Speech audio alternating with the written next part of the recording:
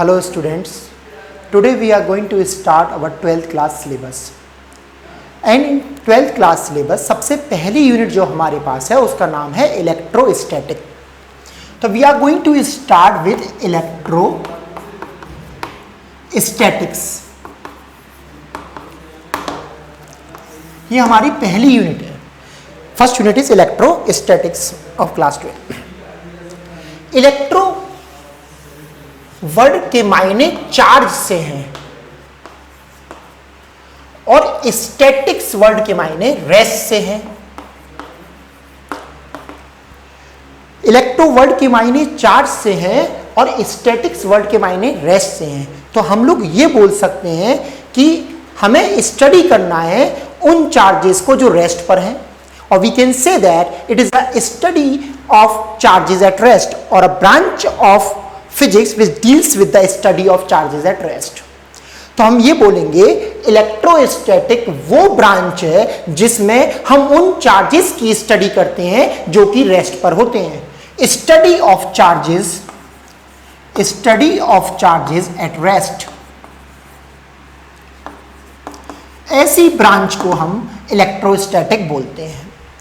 और ऐसा भी बोल सकते हैं study of charges at rest, इस बात को हम अलग फॉर्म में बोल सकते हैं कि ऐसी ब्रांच फिजिक्स की जहां पर हम चार्जेस को डील करेंगे जो स्लो मूव कर रहे होंगे या रेस्ट पर होंगे. तो ओवरऑल कंक्लूजन ये है कि electrostatics is a study of charge at rest और study of the charges which are moving very slowly. अब पूरी यूनिट जो है इलेक्ट्रोस्टैटिक, इसमें सबसे इंपॉर्टेंट वर्ड जो है वो चार्ज है. तो we have to introduce a word charge. Charge सबसे इंपॉर्टेंट वर्ड है. भाई चार्ज क्या है? अगर हम चार्ज का इंट्रोडक्शन देखें, अगर हम चार्ज के इंट्रोडक्शन की बात करें तो it is a property of a matter. ये एक प्रॉपर्टी है मैटर की जिसकी वजह से वो इलेक्ट्रिक और मैग्नेटिक इफेक्ट को प्रोड्यूस कर सकता है और महसूस भी कर सकता है. और वी कैन से दैट कि it is a additional property. ये एक एडिशनल प्रॉपर्टी है इलेक्ट्रॉन्स और प्रोटॉन्स की, जिसकी वजह से हमारे पास इलेक्ट्रिक इफेक्ट और मैग्नेटिक इफेक्ट प्रोड्यूस होते हैं और महसूस भी होते हैं उनका इफेक्ट. तो चार्ज की डेफिनेशन क्या है? It is a property, it is a property of matter, it is a property of matter due to which electric and magnetic effect can be produced and experienced.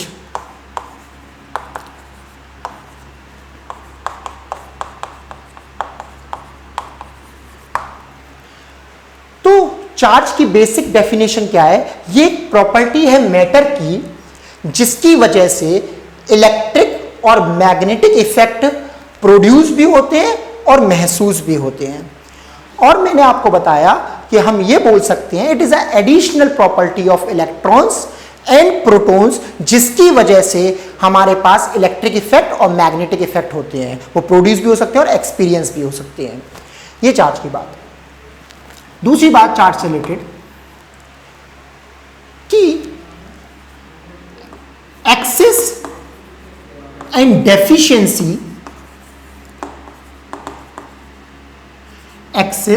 Deficiency of electrons, excess and deficiency of electrons in a body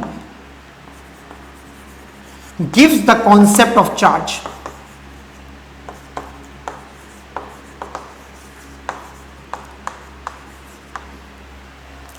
इसको हम समझाएंगे कि excess and deficiency of electrons in a body give the concept of charge. पहले आप लोग इतना note करिए.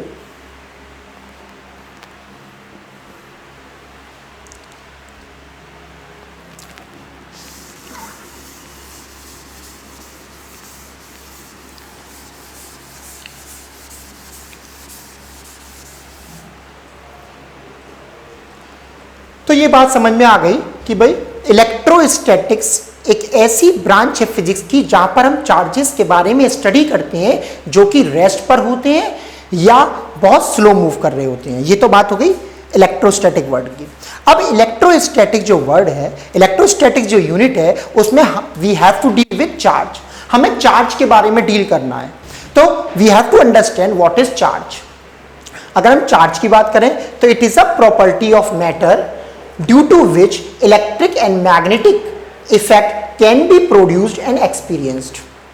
मतलब ये मैटर की वो प्रॉपर्टी है जिसकी वजह से इलेक्ट्रिक और मैग्नेटिक इफेक्ट प्रोड्यूस होते हैं या एक्सपीरियंस होते हैं। दूसरी बात हमने क्या लिखी है, excess and deficiency of electrons in a body give the concept of charge. We have to understand that, क्या है ये। जैसे एक बॉडी है, इस पे माना 4 प्रोटॉन्स हैं और 4 इलेक्ट्रॉन्स हैं, मतलब this body is neutral body. कोई इस पे चार्ज नहीं है, ओवरऑल बॉडी कैसी है, न्यूट्रल बॉडी। अगर यहां पर 4 पॉजिटिव है और तो 4 नेगेटिव है, ये 4 प्रोटॉन्स है और ये 4 इलेक्ट्रॉन्स हैं। प्रोटॉन्स और इलेक्ट्रॉन्स का जो चार्ज होता है वो सेम होता है, इसलिए ओवरऑल नेट चार्ज कितना हो गया, 0। इसका मतलब ये है कि न्यूट्रल बॉडी के पास भी इलेक्ट्रॉन्स और प्रोटॉन्स होते हैं। इसका मतलब न्यूट्रल बॉडी के पास भी मास होता है। न्यूट्रल बॉडी के पास भी इलेक्ट्रॉन्स और प्रोटॉन्स होते हैं, मगर न्यूट्रल बॉडी के पास इलेक्ट्रॉन्स और प्रोटॉन्स इक्वल नंबर में होते हैं।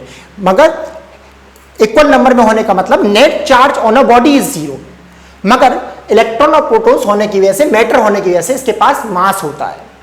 माना हमने ये जो यहां से एक इलेक्ट्रॉन मैंने रिमूव कर दिया, तो यहां पर इलेक्ट्रॉन की डेफिशिएंसी हो गई।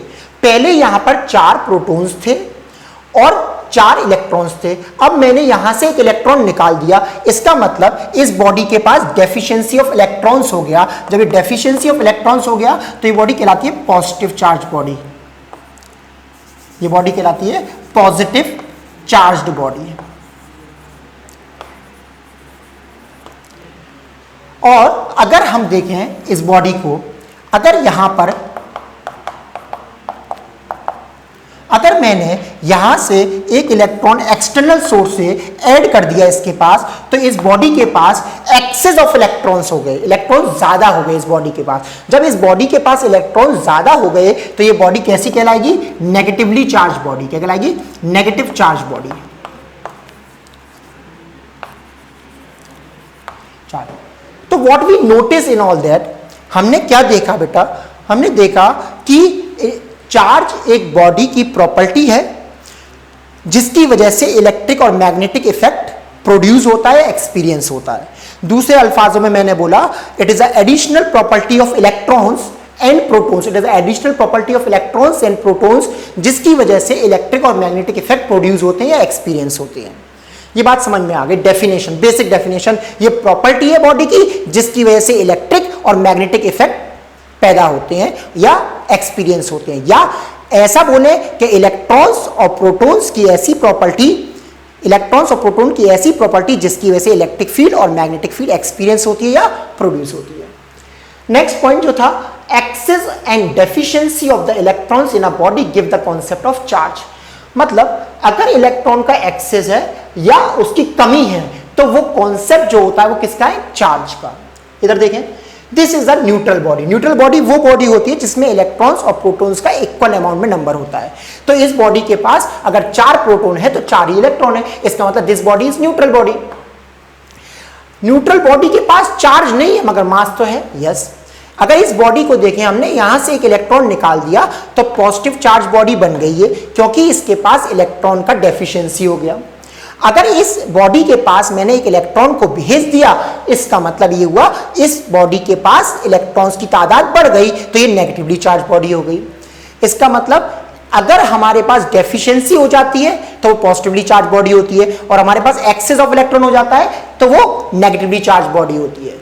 तो we can note up, we have a point over here, a body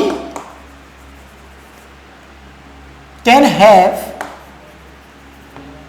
mass without charge. A body can have mass without charge, but a body can have mass without charge, but a body cannot have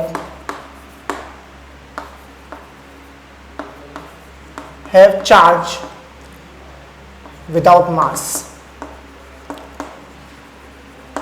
मतलब एक body के पास मास हो सकता है बिना charge के, मगर किसी बॉडी के पास चार्ज नहीं होता बिना मास के। इतनी बात नोट करें। जब बिल्कुल बेसिक बातें चल रही हैं, मैं बार बार बता रहा हूं आपको, बहुत बिल्कुल बेसिक से लेंगे। आज का लेक्चर बहुत ज्यादा बेसिक है। हमने बताया कि हम लोगों को इलेक्ट्रोस्टैटिक्स पढ़ना है, उसके बाद इलेक्ट्रोस्टैटिक्स में पूरा चार्ज के बारे में पढ़ना है। और चार्ज एक बॉडी की प्रॉपर्टी होती है जिसकी वजह से वो इलेक्ट्रिक और मैग्नेटिक फील्ड को पैदा करती है या एक्सपीरियंस करती है। और दूसरी बात मैंने बताई कि कॉन्सेप्ट ऑफ चार्ज कहां से आता है बेटा, excess and deficiency of electrons in a body give the concept of charge. अगर किसी बॉडी के पास इक्वल अमाउंट में प्रोटॉन्स होते हैं और इक्वल अमाउंट में इलेक्ट्रॉन्स होते हैं, इसका मतलब वो बॉडी न्यूट्रल बॉडी कहलाती है। इसका मतलब न्यूट्रल बॉडी का मतलब ये नहीं है कि उसके पास मास नहीं है, क्योंकि उसके पास इलेक्ट्रॉन्स और प्रोटॉन्स है, इसका मतलब उसके पास मास भी है। और ये बॉडी, इस पे हमने इलेक्ट्रॉन निकाल दिया बाहर, इसका मतलब इस पे पास डेफिशिएंसी हो गई इसके पास, तो इसके पास डेफिशिएंसी होगी तो इसके बाद पॉजिटिव चार्ज ज्यादा हो गया तो ये बॉडी पॉजिटिवली चार्ज बॉडी कहलाएगी। और अगर हमने इलेक्ट्रॉन दे दिया तो ये बॉडी नेगेटिवली चार्ज बॉडी कहलाएगी। इसके बारे में मैंने एक पॉइंट लिखा, a body can have mass without charge but a body can not have charge without mass. इतना नोट कीजिए आप लोग।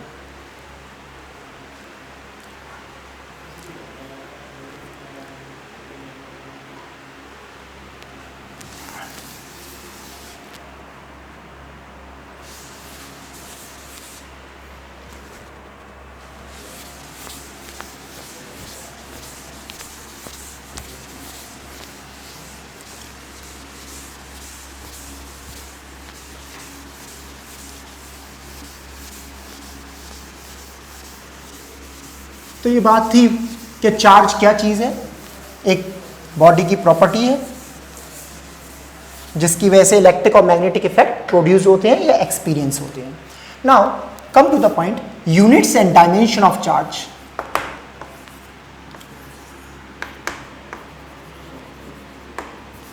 Units and dimension of charge.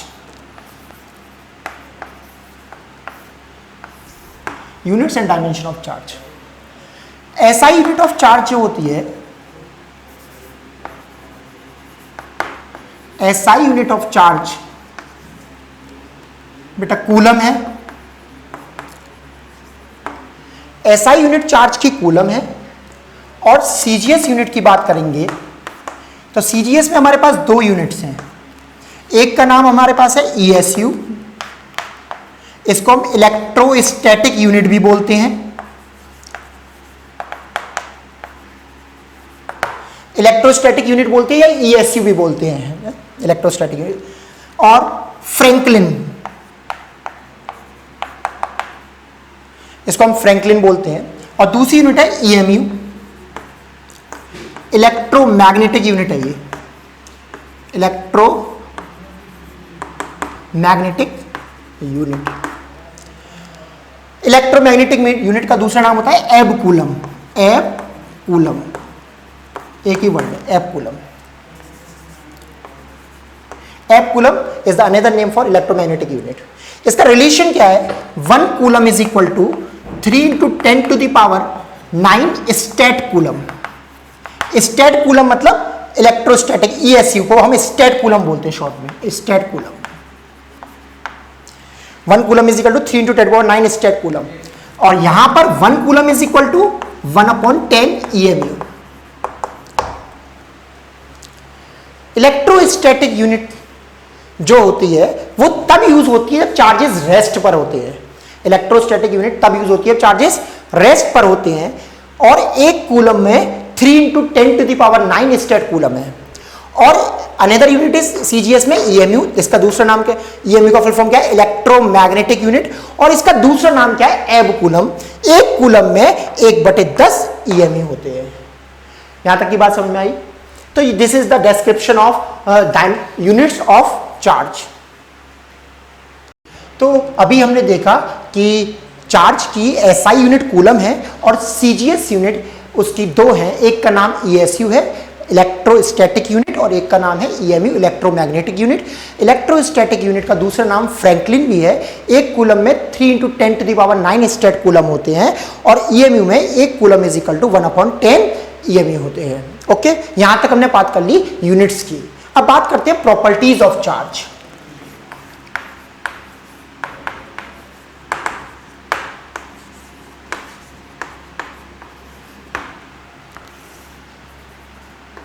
सबसे पहले बात करते हैं what are the properties of charge. तो first is charge is quantized in nature.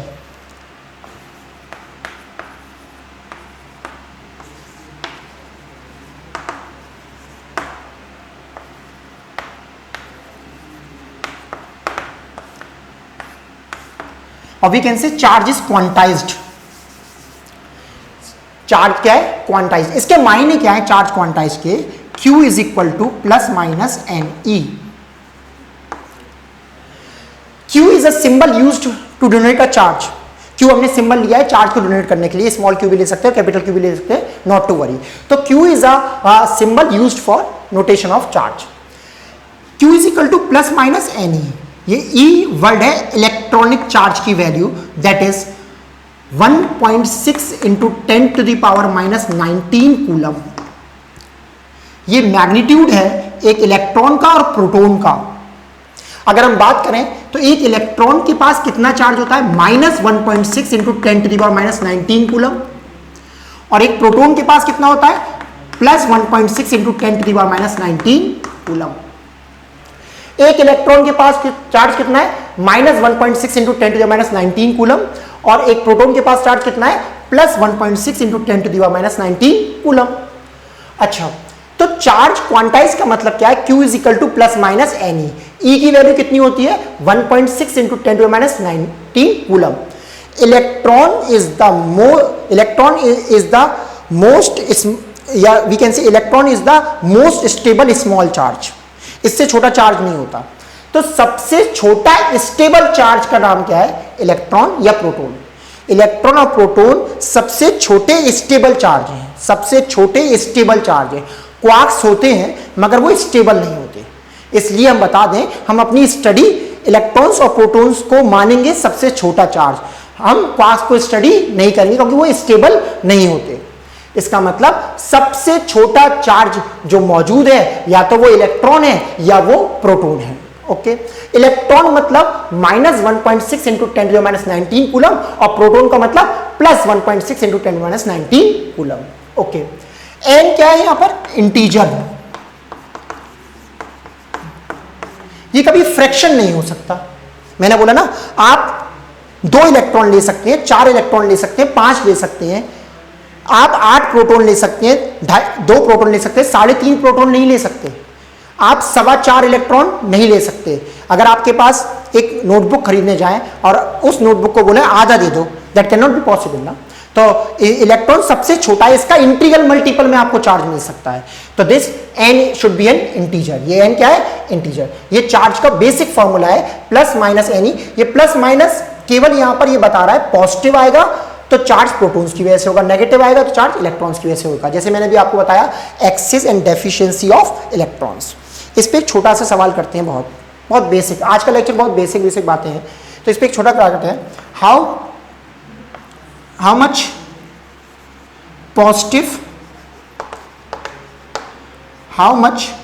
Positive and negative charge, how much positive and negative charge is there in a 250 gram of water.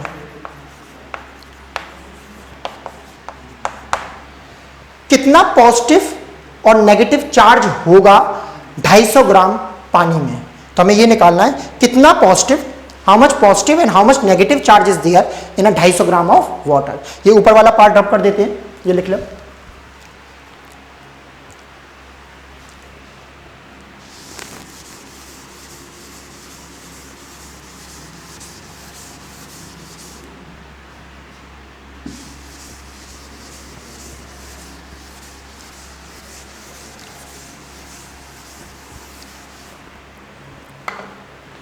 तो हमने बताया how much positive and negative charges there in 250 gram of water. बिल्कुल basic बात करते हैं। तो water का representation क्या है? H2O।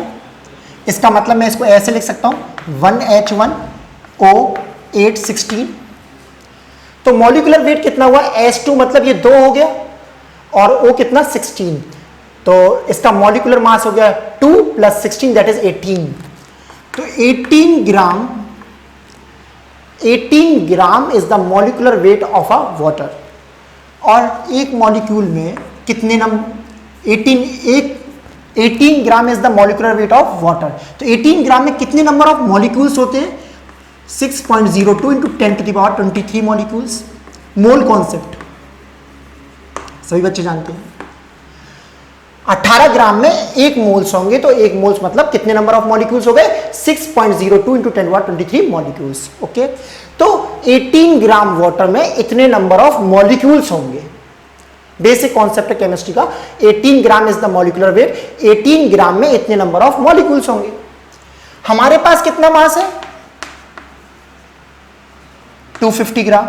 तो 18 ग्राम में इतने नंबर ऑफ मॉलिक्यूल्स हैं, तो 250 ग्राम में हम x मॉलिक्यूल्स मान लें। What is this x? X is the total number of molecules. What is this x? X is the total number of molecules in 250 gram of पानी। Total number of molecules in 250 gram of पानी। Total number of molecule in 250 gram of water। Okay, x is the total number of molecules in 250 gram of water। तो यहां से x की value क्या आएगी बेटा? Cross multiply कर लेते हैं, तो that comes out to be 250 into 6.02 into 10⁻23 divided by 18। This x is the total number of molecules in 250 gram of पानी। ये x total number of molecules है इन 250 ग्राम ऑफ पानी। अब हम बात करते हैं कि एक मॉलिक्यूल में कितने इलेक्ट्रॉन्स, एक मॉलिक्यूल में कितने प्रोटॉन्स हैं? ये 8 हो गए और ये 2 हैं, तो 8 और 2 10, मतलब एक मॉलिक्यूल में हमारे पास 10 प्रोटॉन्स हैं और 10 ही इलेक्ट्रॉन है, because it is a neutral.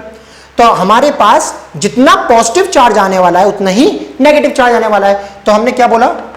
एक मॉलिक्यूल के पास हमारे पास कितने हैं? एक मॉलिक्यूल के पास हैं 10 प्रोटॉन्स। एक मॉलिक्यूल के पास है 10 प्रोटॉन्स, तो x मॉलिक्यूल के पास कितने हो जाएंगे? Late it B q। Cross multiply कर लें बेटा, तो q की वैल्यू कितनी आ गई?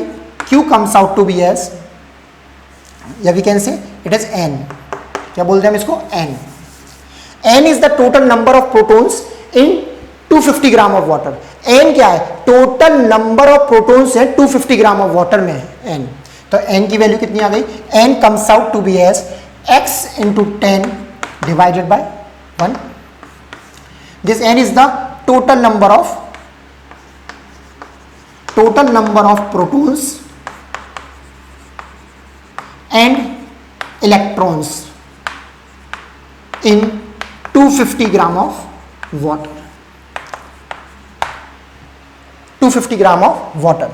तो हम देखेंगे कि हमने बताया था, सवाल क्या था? How much positive and negative charge is there in a 250 gram of water. हमें ये बताना है कितना पॉजिटिव और नेगेटिव है चार्ज है इन 250 ग्राम ऑफ वाटर। ये बात आपने लिख ली होगी। How much positive and negative charge is there in 250 gram of water.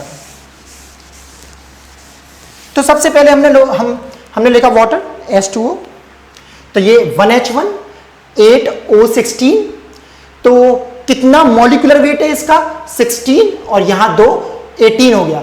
तो 18 ग्राम में इतने नंबर ऑफ मॉलिक्यूल्स होते हैं। जितना मॉलिक्यूलर वेट होता है एवोगाड्रो नंबर के बराबर मॉलिक्यूल्स होते हैं। जितना मॉलिक्यूलर वेट होता है उसके एवोगाड्रो नंबर के बराबर मॉलिक्यूल्स होते हैं। तो 18 ग्राम में इतने नंबर ऑफ मॉलिक्यूल्स हैं।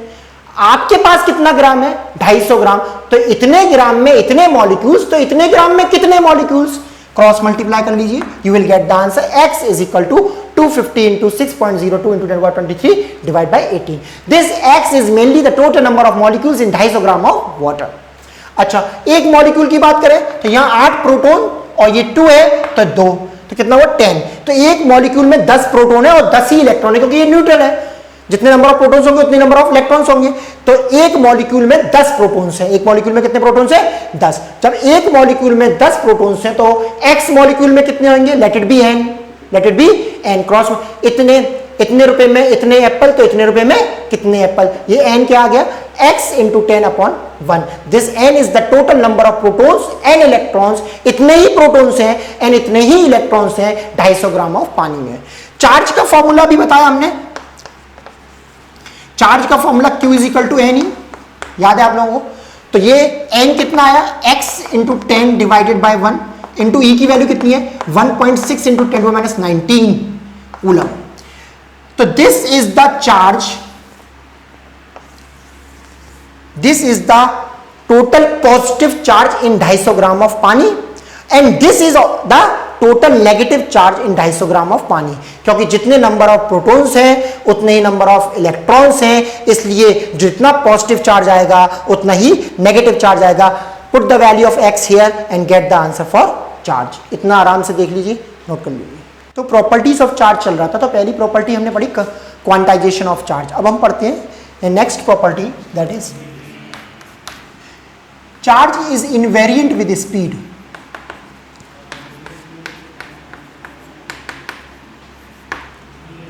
Charge is invariant with speed. What does it mean? मतलब जैसे मास भी बॉडी की एक प्रॉपर्टी है, mass is a property of matter, charge is also property of matter. Mass depends upon speed but charge does not depend upon speed. कैसे? अगर हम देखेंगे m is equal to m naught root के अंदर 1 minus we square upon C square. It is known as relativistic mass concept. क्या कहलाता है बेटा? Relativistic mass concept. इसको हम रेस्ट मास बोलते हैं, हम इसको रेस्ट मास बोलते हैं। अगर बॉडी की रफ्तार comparable to speed of light हो, कंपेरेबल बोला है। जब हम आम मैकेनिक्स में बात करते हैं तो ये v बहुत छोटा होता है इन कंपैरिजन टू c मतलब 3 × 10⁸ मीटर पर सेकंड। तो ये v तो बहुत छोटा है, c की वैल्यू 3 × 10⁸ मीटर पर सेकंड है और v बहुत छोटा है, इसका मतलब ये वैल्यू नियर अबाउट 0 के आसपास है, इसलिए आपका मास रेस्ट मास के बराबर ही रहता है। मगर जब ये v हमारा बड़ा होता जाएगा, it becomes comparable to speed of light, तो ये मास वेरी करेगा। बट चार्ज के केस में ऐसा नहीं है। Charge is invariant with speed. Charge is also a property of matter, but it never changes with change in speed. Charge invariant होती है। Next property, conservation of charge.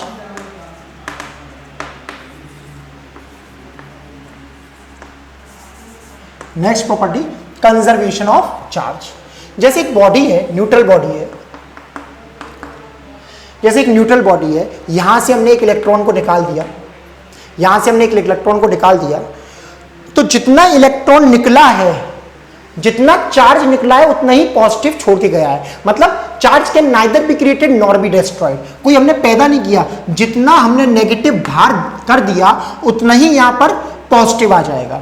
जितना हमने नेगेटिव बाहर कर दिया उतना ही यहां पर पॉजिटिव आ जाएगा। तो ओवरऑल चार्ज कोई पैदा नहीं हुआ है, ना ही डिस्ट्रॉय हुआ है।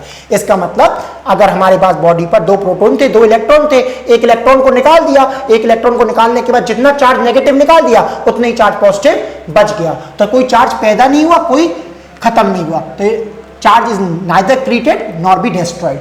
कभी भी कोई चार्ज पैदा नहीं होता, ना ही खत्म होता है। Like just like energy, energy can neither be created nor be destroyed. इसी तरीके से charge can neither be created nor be destroyed. Next property क्या है? Repulsion is the sure test of charge.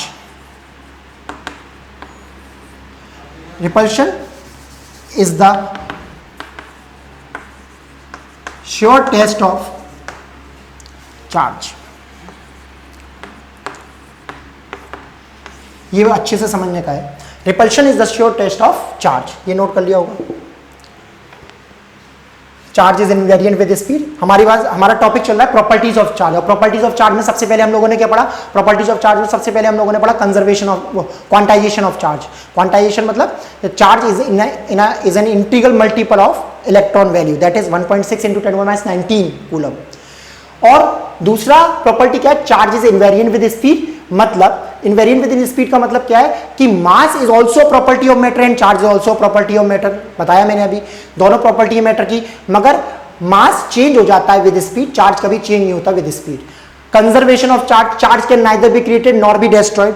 आज बचपन से पढ़ते आ रहे हैं कंजर्वेशन ऑफ चार्ज क्या होता है, प्रीवियस क्लासेस में भी पढ़ा है।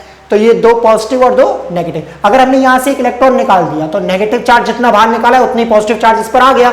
इसका मतलब क्या हुआ, जितना नेगेटिव चार्ज गया उतना पॉजिटिव चार्ज इस पर आ गया, तो कोई चार्ज पैदा नहीं हुआ, ना हुई कोई डिस्ट्रॉय हुआ। अब हमारा अगला प्रॉपर्टी क्या है, repulsion is the sure test of charging. ये बहुत बेसिक बातें हैं। लॉ शुरू होने से पहले इस यूनिट का सबसे पहला टॉपिक जो होता है कंसेप्चुअल, वो होता है कूलम्स लॉ, वो हम डिस्कस करेंगे on the next lecture. Repulsion is the sure test of charging. अच्छा, अब देखिए ध्यान से, ये बॉडी न्यूट्रल है माना, और ये बॉडी एक पॉजिटिव चार्ज है माना।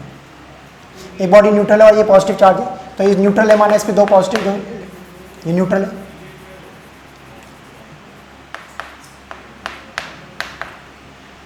ये पॉजिटिव है, ये एक पॉजिटिव बॉडी, पॉजिटिव चार्ज है। अब क्या होगा, ये पॉजिटिव को रिपेल करेगा, तो पॉजिटिव किधर शिफ्ट कर जाएंगे, इधर, और ये नेगेटिव इधर आ जाएगा। ओके, इसका मतलब इस बॉडी की कंडीशन इस तरीके से हो जाएगी, इस बॉडी कंडीशन इस तरीके से हो जाएगी। ये पॉजिटिवली चार्ज बॉडी है, ये कोई पॉजिटिवली चार्ज बॉडी है, ये कोई पॉजिटिवली चार्ज बॉडी है, और ये न्यूट्रल बॉडी है।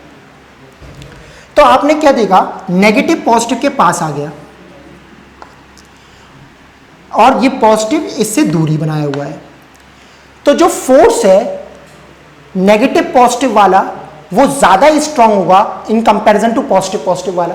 इसका मतलब रिपल्सिव फोर्स और ये अट्रैक्टिव फोर्स की ताकत ज्यादा है क्योंकि इनके बीच की दूरी कम है। तो अट्रैक्टिव फोर्स की ताकत ज्यादा है क्योंकि इनके बीच की दूरी कम है, और रिपल्सिव फोर्स की ताकत कम है क्योंकि इनके बीच की दूरी ज्यादा है।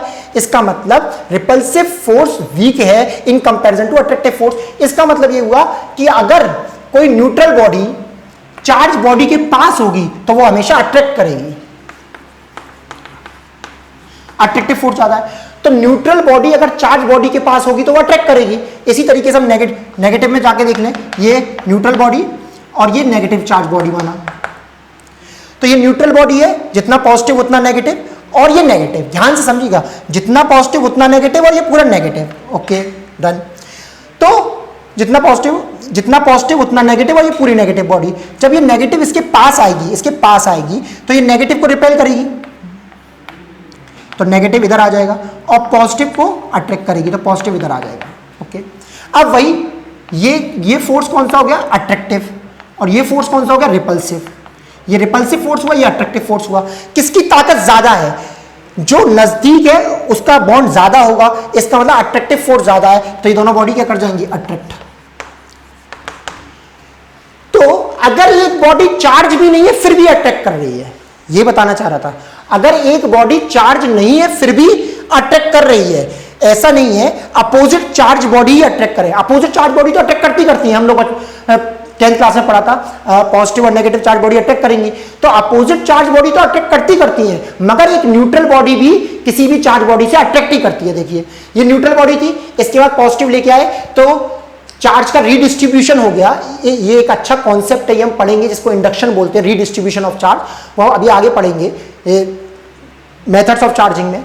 तो ये रीडिस्ट्रीब्यूशन ऑफ चार्ज हो गया, तो ये इसके नजदीक है। अट्रैक्टिव फोर्स ज्यादा ताकतवर है in comparison to repulsive force, attractive force ज्यादा ताकतवर है in comparison to repulsive force.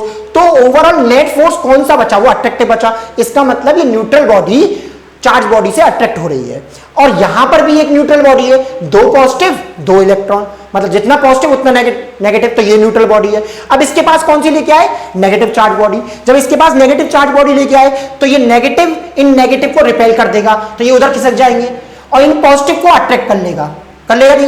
तो पॉजिटिव और नेगेटिव के बीच में कैसा फोर्स होता है, अट्रैक्टिव फोर्स ताकतवर होगा क्योंकि दूरी कम है। तो यहां पर भी नेट फोर्स जो आएगा वो अट्रैक्टिव होगा। तो एक न्यूट्रल बॉडी के पास कैसी भी बॉडी लेके आओ, वो हमेशा अट्रैक्ट करेगी। इतनी बात समझ में आई। अब हम देखें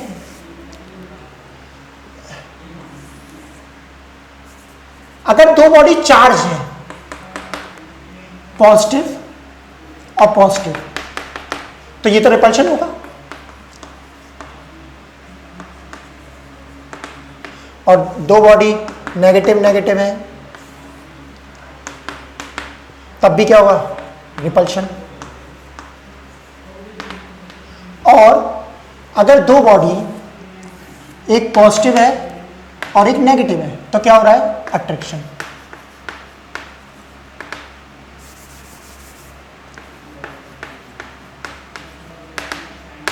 अट्रैक्शन हो रहा है, ओके, यहां पर अट्रैक्शन हो रहा है। अब क्या देखा गया कि रिपल्शन तभी होता है जब दोनों बॉडी पे चार्ज होता है। इसका मतलब रिपल्शन हो रहा है, it is guarantee both the bodies are charge. अगर रिपल्शन हो रहा है तो it is guarantee that both the bodies are charge. अगर दो बॉडी रिपेल करें तो आप गारंटी से बोल सकते हैं दोनों बॉडी चार्ज हैं। अगर दो बॉडी रिपेल करें तो आप गारंटी से बोल सकते हैं दोनों बॉडी चार्ज हैं। अगर दो बॉडी अट्रैक्ट कर रही हैं तो उनके दो कंडीशंस बने, एक पॉजिटिव और एक नेगेटिव। इसका मतलब अगर पॉजिटिव नेगेटिव है तो बॉडी अटैक कर सकती है। इस कंडीशन में दोनों बॉडी के पास चार्ज है, मगर न्यूट्रल बॉडी भी चार्ज बॉडी को अट्रैक्ट कर सकती है। तो मेन पॉइंट क्या था, repulsion is the sure test of charging. What does it mean कि दो बॉडीज के बीच में अगर रिपल्शन हो रहा है तो ये गारंटी होती है वो दोनों बॉडी चार्ज बॉडी है, और दो बॉडी के बीच में अगर अट्रैक्शन हो रहा है तो इट इज नॉट श्योरिटी कि वो दोनों बॉडी चार्ज बॉडी हो। वो दोनों बॉडी चार्ज बॉडी भी हो सकती है और एक बॉडी दूसरी बॉडी के, एक बॉडी चार्ज हो सकती है और दूसरी बॉडी न्यूट्रल हो सकती है। Okay, that's all for today, thank you very much.